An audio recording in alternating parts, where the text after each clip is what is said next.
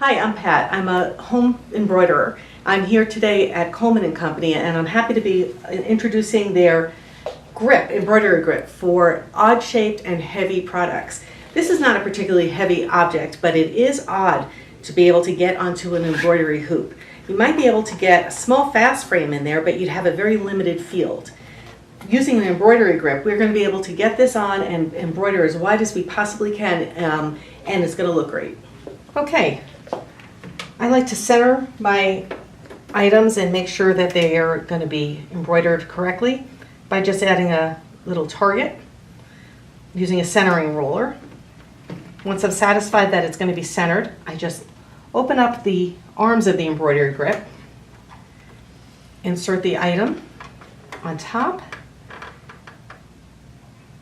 When I'm satisfied with the placement, I simply lower the arms of the embroidery grip. Now I can adjust my project and I'll be ready to embroider. Before I begin embroidering, I'm going to trace the item to make sure that my design clears.